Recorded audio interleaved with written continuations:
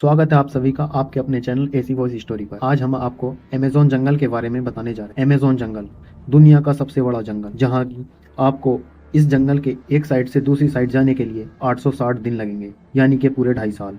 ऊपर से देखने में यह जंगल जितना खूबसूरत लगता है, अंदर से उतना ही खतरनाक भी है।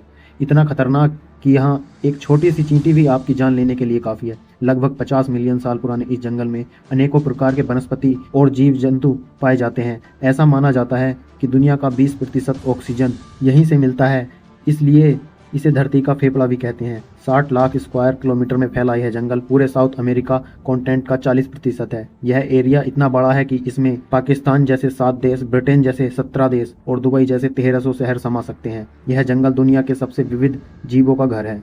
दोस्तों, अमेज़न जंगल का नाम सुनकर हमारे दिमाग में जो सबसे पहले आता है वह है यहाँ पर रहने वाले अलग अलग तरह के भयानक जानवर, जैसे कि एनाकोंडा, पाइथन और कोबरा। लोगों का तो यहाँ तक मानना है कि इस अमेज़न जंगल में आज भी डायनासोर रहते हैं, और ऐसा कहा जाना एक तरह से बिल्कुल सही भी है, क्योंकि अमेज़न जंगल इतना घना है कि अभी तक इसका सिर्फ 25% भाग ही देखा जा सका है, और बाकी के 75% हिस्से में क्या कुछ यह जंगल हम मनुष्य से छिपाए बैठा है, अभी तक साइंटिस्ट भी जान नहीं पाए। इस जंगल की विशालता का अंदाजा आप इस प्रकार लगा सकते हैं कि हर तीसरे दिन इस जंगल में एक नई खोज निकलकर सामने आती है। तो आज हम आपको इस वीडियो में अमेज़न जंगल के बारे में कुछ खास चीज़ें तो बताएंगे, साथ ही हम आपको यह भी बताएंगे कि इस जंगल का निर्माण कैसे हुआ था। तो वीडियो के अंत तक ज़रूर बने रहिएगा और वीडियो को एक लाइक ज़रूर कर दीजिएगा। दोस्तों, इस बात में कोई भी शक नहीं है कि दुनिया में सबसे ज़्यादा सुंदर और विचित्र प्रकार के जीव जंतु अमेज़न के जंगल में ही पाए जाते हैं। इस जंगल के अंदर आकर ऐसा महसूस होता है जैसे हम किसी अलग ही दुनिया में आ गए हों। इस समय धरती का सबसे ज़्यादा घना जंगल अमेज़न ही है। इस जंगल में पाए जाने वाले एनाकोंडा बाकी देशों की तुलना में काफ़ी ज़्यादा बड़े होते हैं। इसके अलावा इस जंगल में प्राचीन वक्त के भयानक सांपों को देखे जाने का भी दावा किया जाता है, क्योंकि इस जंगल का क्लाइमेट बिल्कुल वैसा है जैसा कई लाख साल पहले धरती का हुआ करता था। इस जंगल में बुलेट आंट जैसी चींटियां और कई अनोखे जानवर मौजूद हैं, जो कि बस अमेज़न जंगल में ही मिलते हैं। जैसे कि हमने आपको पहले ही बताया है, अभी तक अमेज़न जंगल का आधे से कम एरिया ही देखा जा सका है, और बाकी का 75% हिस्सा ऐसा है जहां आज तक इंसान नहीं पहुंच पाया है, क्योंकि यह इतना ज़्यादा घना है। इसके अंदर जाना ही किसी जोखिम से कम नहीं है। और इसके अंदर तक टेक्नोलॉजिकल सामानों को लेकर जाना और भी ज़्यादा मुश्किल है। जैसा कि आपने जाना, इसका क्लाइमेट लाखों साल पहले की पृथ्वी जैसा है, तो वैज्ञानिक भी इस जंगल के साथ ज़्यादा छेड़छाड़ करके इसको बर्बाद नहीं करना चाहते। अमेज़न जंगल के अंदर जानवरों के अलावा आदिवासियों की कई प्रजातियां भी निवास करती हैं। इस जंगल के अंदर कई प्रजातियां तो ऐसी भी हैं जिनके बारे में हमें अभी तक कुछ भी नहीं पता है, और अगर इस बढ़ते मॉडर्न टेक्नोलॉजिकल डेवलपमेंट के चलते यह अमेज़न जंगल नष्ट हो गया तो दुनिया के कई सारे जीव हमेशा के लिए विलुप्त हो जाएंगे। अमेज़न जंगल के बारे में आए दिन नई और अनोखी बातें सामने आती रहती हैं। अक्सर यहाँ पर कई तरह के एक्सपेरिमेंट और स्टडी चलती रहती हैं, जैसे कि अभी कुछ साल पहले साल 2017 में लीड्स यूनिवर्सिटी के एक रिसर्च में पाया कि अमेज़न जंगल जितनी कार्बन डाइऑक्साइड ग्रहण करता है उतनी और कहीं नहीं जाती। इसके चलते यहाँ पर कार्बन एम्बिशन बहुत कम है, और यही कारण है कि यहाँ वातावरण इतना अच्छा है। साइंटिस्ट कार्लोस नोवेल अपनी रिसर्च में बताते हैं कि जिस तरह से अमेज़न जंगल को आज के समय में काटा जा रहा है, वह इस पृथ्वी के लिए बहुत ज्यादा नुकसानदेह हो सकता है, क्योंकि यह जंगल पूरी दुनिया को 20% से अधिक साफ ऑक्सीजन प्रदान करता है। अमेज़न जंगल का क्षेत्रफल इतना बड़ा है कि यह 9 देशों की सीमाओं को छूता है, जिसमें से 60% ब्राजील, 13% पेरू, 10% कोलंबिया और बाकी का हिस्सा गोया, इक्वाडोर, वेनेजुएला, बोलीविया, सूरीनामा और फ्रेंच गयाना तक फैला है।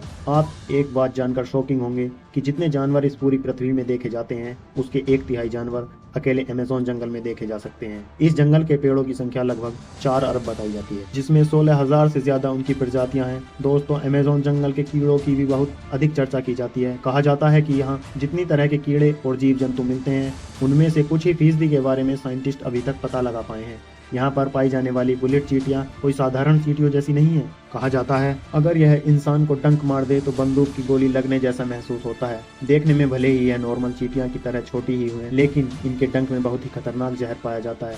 चींटियों के बाद यहाँ पर मकड़ियों की भी चर्चा बहुत अधिक होती है, क्योंकि यहाँ पर मकड़ियों की 3000 से ज्यादा प्रजातियां पाई जाती हैं, जिनमें से ज्यादातर खतरनाक और जहरीली ही होती हैं। इस जंगल की रेंटला मकड़ी को सबसे ज्यादा खतरनाक बताया जाता है। कहा जाता है कि यह मकड़ी अपने बालों को खतरनाक वेपन्स की तरह उपयोग करती है। तो यह तो हो गई इस जंगल के बारे में कुछ खास बातें, लेकिन इन सबसे जो बेहद खास है वह यह है कि यह जंगल बना कैसे। यह जानकर आप जरूर चौंक जाएंगे, क्योंकि आप कह सकते हो कि अमेज़न जंगल जिस तरीके से बना है उसने लगभग आधी पृथ्वी को बर्बाद कर दिया है। अभी हाल ही में कुछ स्टडी से पता चला है कि डायनासोर जैसे बड़े जीवों को मारने वाला एस्ट्रोनॉइड एक नए और ट्रॉपिकल जंगल के निर्माण के लिए जिम्मेदार है। इन ट्रॉपिकल जंगलों का निर्माण एक एस्ट्रॉइड के कारण हुआ जो आज से लगभग 65 मिलियन साल पहले पृथ्वी से टकराया था और इसके बाद क्रिटेशियस मास एक्सटिंक्शन हुआ था जिसने धरती के पूरे रुख को ही बदल दिया। इस दौरान पृथ्वी पर राज करने वाले 25 किलो के वजन से अधिक लगभग 75% जीवों की प्रजातियां पूरी तरह से विलुप्त हो गई। यह मास एक्सटिंक्शन मुख्यतः 2 कारणों से हुआ जिसने डायनासोर जैसे भयानक जानवरों का नामो निशान मिटा दिया। सबसे पहले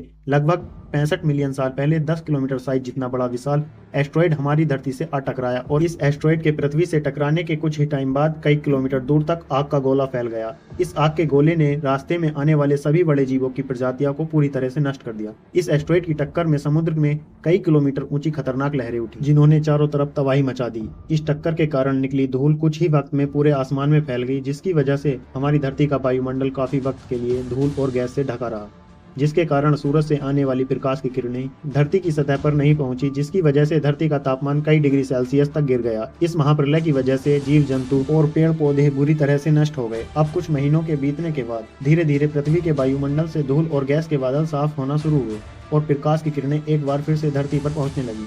इस मास एक्सटेंशन के बाद चूहे की तरह दिखने वाले मैमल्स और दूसरे जीवों की प्रजातियां अस्तित्व में आईं, जिन्होंने कई लाखों साल के एवोल्यूशन के बाद मैमल से बंदर और बंदरों से इंसान का रूप लिया। यह एस्टेरॉइड यानी उल्कापिंड हमारे जीवन के लिए बहुत ही जरूरी था। अगर यह उल्कापिंड पृथ्वी से नहीं टकराया होता तो डायनासोर कभी खत्म ही नहीं होते और हम इंसानों का अस्तित्व कभी सामने आ ही नहीं पाता। ऐसे रेडिएशन से भर गया। सोल का पिंड का तापमान इतना अधिक था कि इसके सभी हरे भरे पेड़ पौधों को जला दिया, लेकिन वक्त के साथ साथ यहाँ की स्थिति शांत हुई और यहाँ पर जीवन फिर से पनपने लगा। पेड़ पौधे उगना फिर से शुरू हुए, लेकिन अब की बार पेड़ पौधों को खाने वाला कोई जीव मौजूद नहीं था, जिसकी वजह से पेड़ पौधे बड़ी तेजी से बढ़ गए।